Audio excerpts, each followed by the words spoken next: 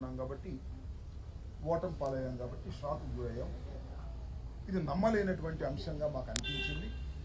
అయినా ప్రజాస్వామ్యంలో ప్రజలు ఇచ్చిన తీర్పుని అంగీకరించాలనే ఉద్దేశంతో ముందుకు వెళ్తూ ఉన్నాం. ఈ దశలో భారతదేశంలో ఉన్నటువంటి అనేకమైనటువంటి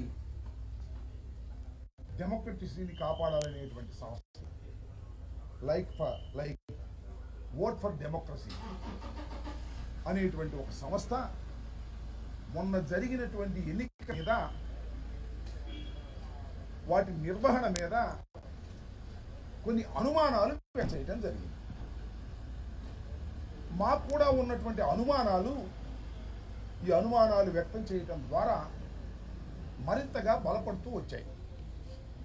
ఈ అనుమానాలను నివృత్తి చేయవలసినటువంటి బాధ్యత ఎలక్షన్ కమిషన్ ఆఫ్ ఇండియాకు ఉంది. ఎలక్షన్ కమిషన్ ఆఫ్ ఇండియా అనేది ఒక ఇండిపెండెంట్, రాజ్యాంగబద్ధమైనటువంటి ఒక సంస్థ. ఆ సంస్థ నిర్వహించినటువంటి ఎన్నికలో ట్రాన్స్పరెంట్గా ఎక్కడ ఏ లోపం లేకోకుండా జరిగింది అని అనిపించవలసినటువంటి బాధ్యత వారికి ఉంది. ఇక్కడ గమనించాల్సిన అంశం ఏమిటంటే, ఎన్నికలు 13వ తారీఖున ఆంధ్రప్రదేశ్లో జరిగాయి. జరిగినప్పుడు సుమారుగా 6 గంటలకి ఎన్నికల పోలింగ్ అయిపోతుంది. పోలింగ్ అయిపోతుందంటే ఓట్లు వేసే వాళ్ళు కూడా 4 గంటలకు అయిపోతుంది. ఎందుకంటే 6 గంటలకు అయిపోదు. ఎందుకంటే 6 గంటలకు ఎన్నిక జరిగినప్పుడు, ఆ టైం అయిపోయినప్పుడు 6 గంటలు అవ్వగానే ఆ ప్రాంగణంలోకి ఎవరైతే ప్రవేశించారో వారందరికీ టోకెన్స్ ఇచ్చి వాళ్ళను కూడా అయిపోయేంత వరకు, క్యూలు అయిపోయేంత వరకు ఓటు వేసే విధంగా వారికి అవకాశం కల్పిస్తారు. 6 గంటలకి పోలింగ్ టైం అయిపోయిన తర్వాత, కొన్ని చోట్ల పోలింగ్ ముగిసి ఉండదు, కొన్ని చోట్ల ముగిసి ఉంటుంది. పోలింగ్ టైం 6 గంటలకు అయిపోయిన తర్వాత ఎలక్షన్ కమిషన్ కొన్ని ఫిగర్స్ని రిలీజ్ చేసింది. అదేమిటంటే, మాకు అందిన సమాచారం ప్రకారం 68.12% ఆంధ్రప్రదేశ్లో పోల్ అయినాయి అని. మిగతా డీటెయిల్స్ తర్వాత ఇస్తాము అన్నారు. ఎందుకంటే మిగతా డీటెయిల్స్ అంటే ఆ తర్వాత కూడా ప్రాంగణంలో ఉన్న వారికి టోకెన్స్ ఇచ్చి ఓట్లు వేయించారు కాబట్టి అవి పెరుగుతాయి కాబట్టి. ఆ తర్వాత అదే రోజు 11:45 సుమారుగా ఆ ప్రాంతంలో మరొక అనౌన్స్మెంట్ చేశారు. అదేమిటంటే 76.5% అంటే పెరిగింది. 68.12 నుంచి 76.5కి పెరిగింది. పెరగడం అనేది సహజమైనటువంటి అంశం.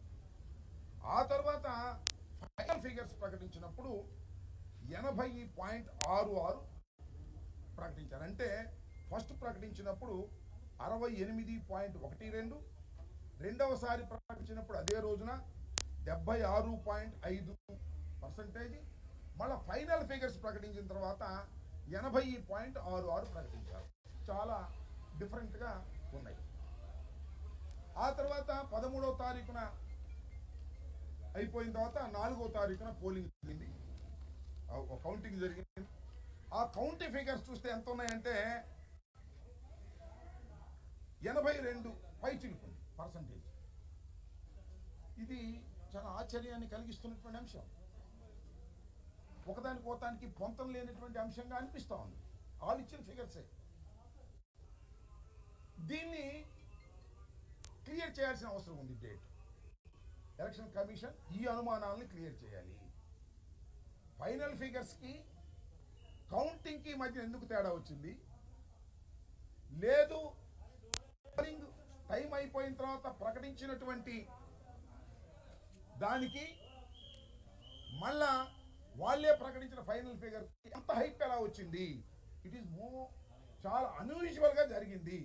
జనరల్గా ఎన్నికలు జరిగినప్పుడు, గత ఎన్నికలు ఒకసారి చూసినట్లయితే ఏం జరుగుతూ ఉంటుందంటే, ఎలక్షన్ కమిషన్ ప్రకటించిన తర్వాత మిగతా ఓట్లు వేయడానికి, వేసిన తర్వాత ప్రకటించేదానికి సుమారుగా ఒక 1% 2% డిఫరెన్స్ కనిపిస్తూ ఉంది. ఇక్కడ ఏంటి 12% పైన కనిపిస్తూ ఉన్నది. చాలా అన్యూజువల్, ఎక్స్ట్రాడనరీ. దీన్ని డౌట్ తీర్చవలసినటువంటి బాధ్యత ఎవరికి ఉంది? ప్రభుత్వాలకు కాదు, ఎలక్షన్ కమిషన్కు ఉంది. వాళ్ళు ఇంతవరకు తీర్చినటువంటి పరిస్థితి అనేక సందర్భాల్లో అడిగినా కూడా చాలా మంది, మేం కాదు, చాలా మంది ఇండియాలో అన్ని మంది అడుగుతా ఉన్నా కూడా దానికి ఇంతవరకు కూడా ఆ అనుమానాలను నివృత్తి చేసేటటువంటి కార్యక్రమం ఎలక్షన్ కమిషన్ చేయకపోవటం వల్ల ఉన్న అనుమానాలు మరింతగా పెరుగుతూ ఉన్నాయి.